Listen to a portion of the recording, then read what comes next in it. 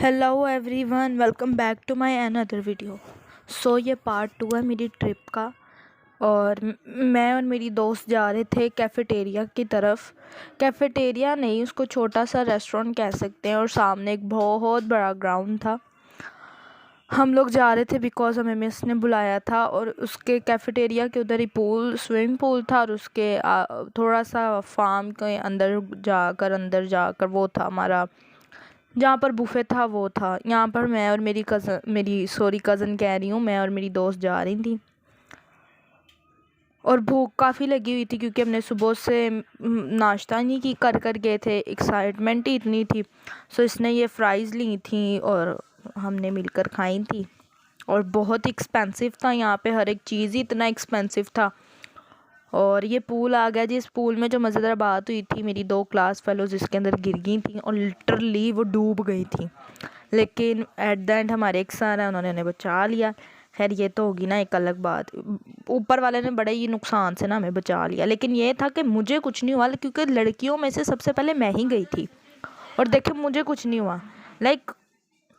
मैं ब्रेव हूँ। खैर जो भी है, जैसे ऊपर वाले की मर्ज़ी होती है वैसे ही होता है।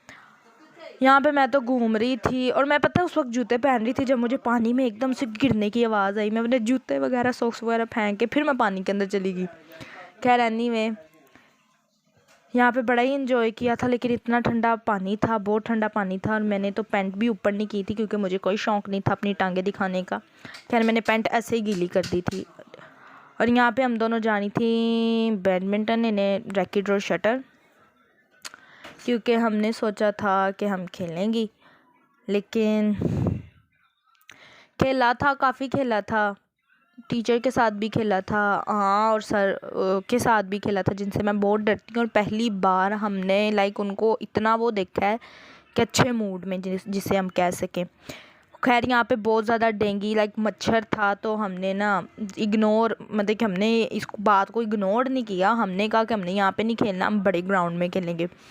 खैर हम दोनों जा रही थी, और क्या मैं बताऊँ, इसका हमें जो हमारे ऊपर बहुत गंदा असर पड़ा था। यहाँ पर हम जब पता नहीं कैसी जगह थी, जब मुझे तो ऐसा, मैं तो पूरी रात सोई नहीं हूँ। जब मैं घर आई हूँ शदीद टांगों में दर्द, शायद मैं साइकिल चलाती रही हूँ। यकीन करें, वो मैं साइकिल आपको दिखा दूँ तो मेरी तौहीन होने लग जाएगी। खैर मैं वो साइकिल तो नहीं दिखाऊंगी क्योंकि वो इतनी छोटी थी ना, मैं जिसको चला रही थी, यकीन करें।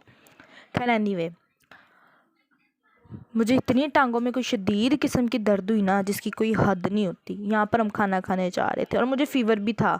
वो तो मैंने अगले दिन चेक करवाया ना, फिर उन्होंने कहा कि जी इसको बुखार कब से है, फ़ीवर कब से। और मेरी दोस्त को तो 103 बुखार था, वो ईमान को, वो भी इतनी बीमार हो गई थी, यकीन करें। शदीद किस्म का, मैं कहती हूँ कि मुझे 3 दिन थकावट ही नहीं की। मैं 7 बजे सोती थी और अगले दिन 8-9 बजे उठती थी, कि ये हो गया था।